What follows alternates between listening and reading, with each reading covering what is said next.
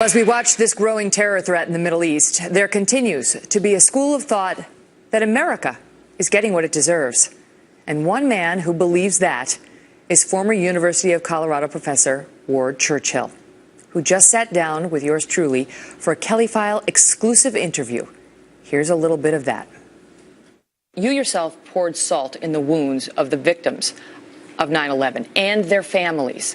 So how can you claim the moral high ground when it comes to causing pain, causing destruction, when you, at the most vulnerable moment, did the very same thing to them? Which is exactly the point again. This is done day in, day out, You're pointing to somebody else. I'm talking about you, Professor. Take responsibility for your own actions. My responsibility is to do exactly what I did, which is show you what it feels like.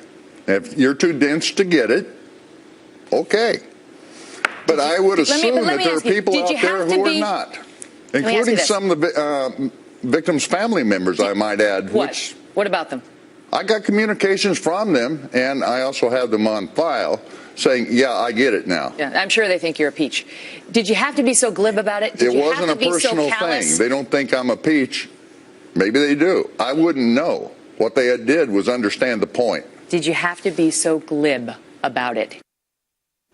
Joining me now, Dinesh D'Souza, the creator of the documentary film America, who has also interviewed Ward Churchill at length and joined me at the conclusion of that interview for a debate with the professor. Dinesh, thanks for being here. And so Ward Churchill came under fire in this country because on the day of 9/11, with the bodies still smoldering, he called the victims in the Twin Towers little Eichmanns, comparing them to a murderous Nazi, remarks he continues to stand by to this day. And Ward Churchill's thoughts about America and terror are relevant as we go into the 9/11 mark this year, 13 years later. Why?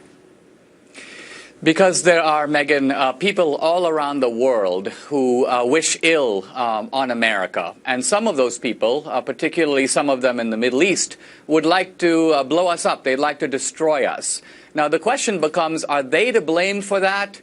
Or are we to blame for somehow causing them to feel this way and causing them to behave this way?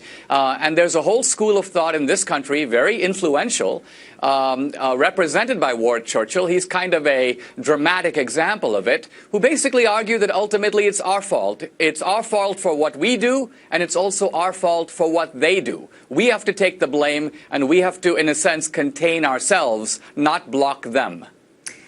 Why is it relevant what this man thinks, even when it comes to a subject like that? I mean, does he speak for a larger segment of the population in terms of his influence, Dinesh?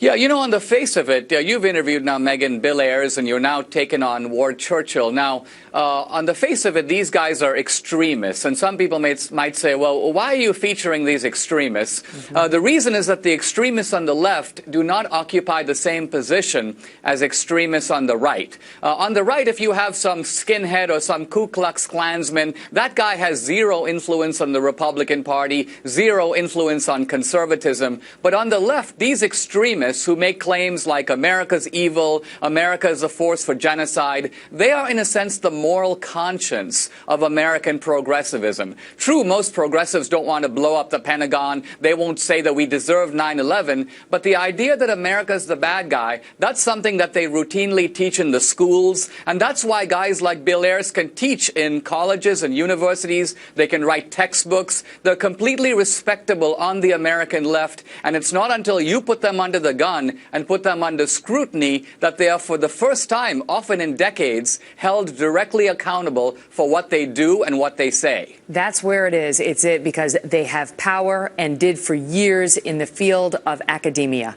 and they influence the next generation coming up, and it becomes an echo chamber between the other professors and themselves. And Dinesh, I am very much looking forward to showing the viewers this shocking interview that I want to tell the viewers, because at times it's hard to watch what he says, but we're going to air it in a couple parts. Then Dinesh will come on, and I think this is the best part, was the debate between you and Ward, where you guys really get into it about what America really is and isn't. We'll have that for you next week. Dinesh, great to see you. A pleasure. Well, since Professor Churchill